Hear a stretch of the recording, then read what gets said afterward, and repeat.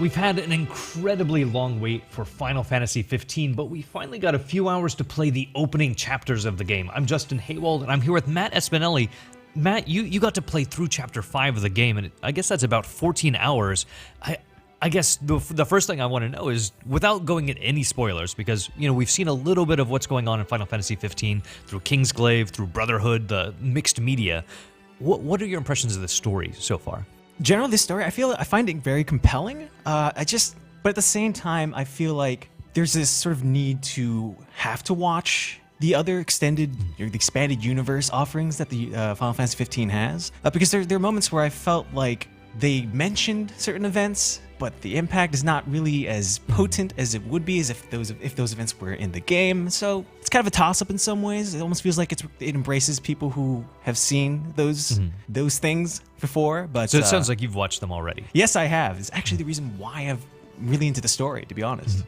So just coming at it on its own, do you feel like it holds up, or do you feel like it's just better if you see those other things?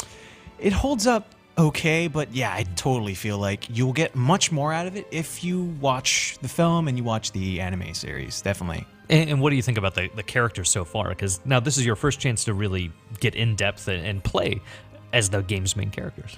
I like them a lot. They have a very fun dynamic. They're definitely a group of friends who've known each other for quite some time. It's really fun to see them kind of quip with each other.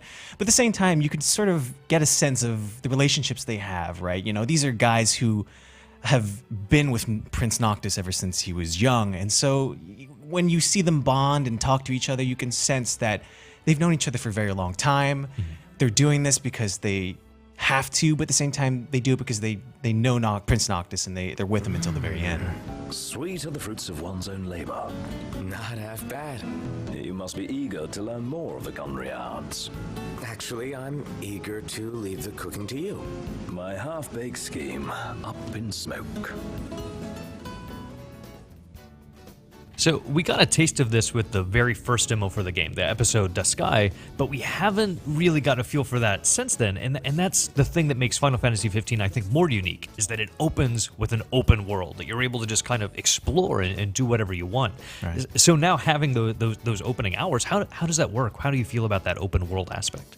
I like it a lot because it's so interesting, especially when you compare it to past Final Fantasy games, which, whenever they start, they really take their time trying to develop its world and really introduce you to the characters. In Final Fantasy 15, it gives you a cutscene, and then right off, like just within the first 10 minutes, you're already free to explore the open world. I think that's really distinct compared to the other ones, and I like it a lot. It's very different. It sounds almost MMO-like.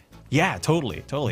There's just a lot to do, very much like an MMO, yeah. Does it feel like the side quests, and of course there are side quests in other Final Fantasy games, but when you have an MMO-like structure, it feels like that's a more important thing. Does it feel like they're integrated into the main story? Does it feel like they're kind of just separate side things? How do those play into the main game? It's a little mix of both. There are times when you do side quests and it feels like it's contributing to the main story, but then there are like these instances that seem to be these side quests that seem to build more on the universe itself. Little small things that don't really seem that crazy impactful to the conflict, but they're interesting diversions that are, for the most part, interesting to learn about. Taking a little stroll? How come you're all alone? You must be hungry. Yeah. I think the thing people are most curious about is how the combat is coming together, because something we've gotten a taste of from the demos, but now this is pretty much the final product. This is how combat is going to be in the main game. What are your thoughts on how it works so far? My general impressions of how it is at this point, I like it a lot. It's very action influenced in the way that it reminds me of games like Devil May Cry and Bayonetta, because your character, he can equip up to 4 weapons at a time, and the whole thing's while you're doing a combo, you can actually switch to a different weapon in the middle of the combo. I like this quality of it, and it's definitely engaging and exhilarating to get your hands on. And it's kind of curious, I guess, how the magic meter plays into that, because now your magic meter doesn't really deal with magic, it deals with a combat ability, right? Yeah, it's actually tied to the Warp Blade ability, which is an ability where Noctis can throw his blade and literally instantly teleport to the location where his blade lands. You can throw it to an area in the environment and teleport there. You can even throw it to an enemy and throw it to them as well. It's a really cool ability to use, but it's different because of the fact that that is the only ability that consumes MP. And you have lots of different weapons that you got to play around with this time as well, like a really big sword, a pole arm. What were your thoughts on the different weapons that you played around with? Each one felt distinct, and that's what we liked about it, because like it really encourages creativity in combat. For example, you just have like your main sword, go about just slashing a foe, and then literally you switch to your heavy sword and just jump and then land with an instant impact onto the enemy and cause a really good amount of damage.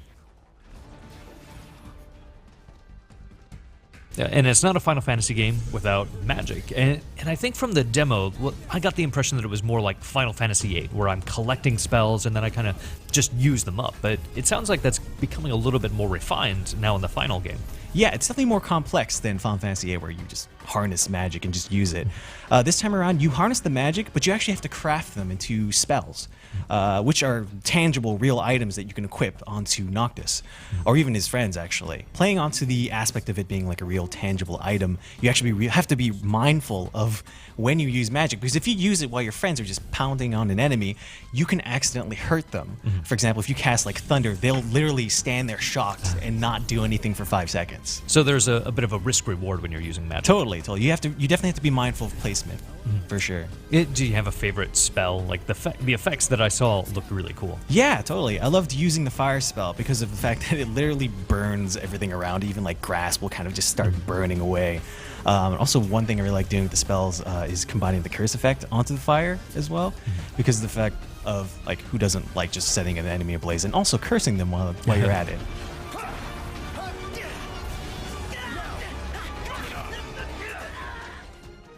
I think one of the things that's most impressive in the game is how good the food looks. It's something we've seen earlier, but now you've gotten a chance to also play that in the main game and see how that affects everything else. Does it feel like it's just kind of a funny side thing that you do? Does it feel important to the game itself? I love how you mentioned that, because food is actually incredibly important because of the fact that food, when you eat it, it gives you special effects. For example, like you could eat like an egg and steak dish, and that'll give you like plus 200 HP and plus 30 attack and defense.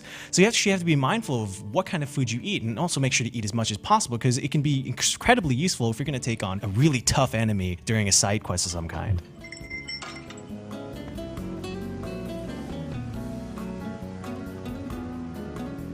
So that's just 14 hours of the game. We have a lot more time to spend with it, although it's unfortunately not the full game. I can't wait till we get to dig into the full thing, but I'm sure we're going to learn a lot more about the game in the coming weeks as more of us spend time with it. If you want to learn more about what we find out in this version of Final Fantasy XV, stay tuned to GameSpot.com.